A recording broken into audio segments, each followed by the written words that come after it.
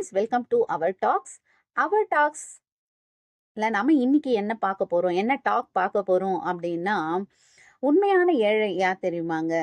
சிலர்கிட்ட பொன் பொருள் எல்லாமே நிறைஞ்சு கிடக்கும். ஆனா அவங்க கிட்ட சந்தோஷத்தையே பார்க்க முடியாது. சிலரோ வீட்ல இருக்கிறத வச்சு மனை நிறைவோட இருப்பாங்க.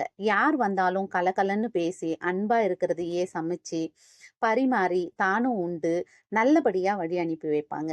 வீட்டை விட்டு போகும்போது விருந்தினர்கள் எல்லாமே மகிழ்ச்சியோட வாழ்த்திட்டு வந்தா, இது போன்ற இருப்பவர்கள் வீட்டுக்கு வர வேண்டும், அடிக்கடி வந்து போறேன் அப்படின்னு பெருமிதத்தோட சொல்லிட்டு போவாங்க. இந்த காட்சிகளை பார்க்கறதுக்கும் பழகுறதுக்கும் இன்பமுடையதா இருக்கும்.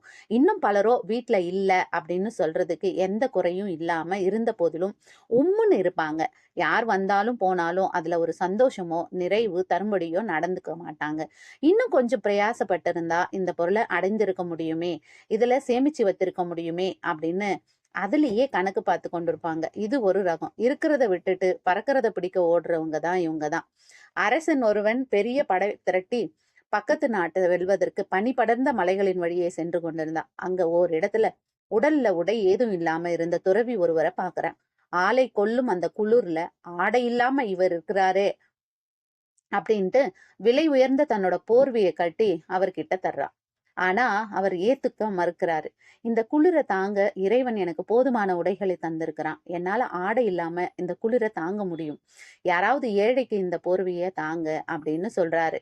அவர் உடல்ல எந்த ஆடையும் இல்ல, சொந்தமா எந்த பொருளும் இல்ல. இவரை விட ஏழையை எங்க தேடி கண்டுபிடிக்கிறதுன்னு நினைச்சு அவன், ஐயா, உங்களை விட ஏழையே நான் எங்கே கண்டுபிடிக்க முடியும் அப்படின்னு கேக்குறான். அரசே, நீங்க எங்கே செல்கிறீர்கள் அப்படின்னு அவர் கேக்குறாரு. பக்கத்து நாட்டை வென்று என் நாட்டுடன் சேர்த்து கொள்வதற்காக படையெடுத்து செல்கிறேன் அப்படின்னு அந்த அரசன் சொல்றாரு. சிரித்த துறவி, ஒரு நாட்டுக்கு அரசனா இருந்தும் நீ நிறைவு அடையல. உன் உயிரையும் பல ஆயிரக்கணக்கான வீரர்களுடைய உயிரையும் பணையும் வைத்து பக்கத்து நாட்டை உன்னோட நாட்டோட சேர்க்க முயற்சி செய்யற. என்னை விட பெரிய ஏழை நீதான். இந்த போர்வைய நீயே வச்சுக்கோ, உனக்கு தான் அதிகம் தேவைப்படுது அப்படின்னு சொல்றாரு.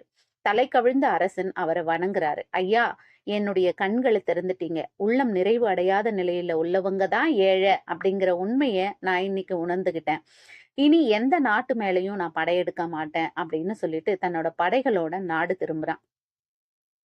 இது வரைக்கும் நடந்ததை எண்ணி யோசிக்கிறத விட இனிமே எப்படி நடக்கணும் அப்படிங்கிற யோசிக்கிறவங்க தாங்க வாழ்க்கைய வாழ தெரிஞ்சவங்க. என்ன நண்பர்களே, யார் உண்மையான ஏழை அப்படின்னு தெரிஞ்சுக்கிட்டீங்களா?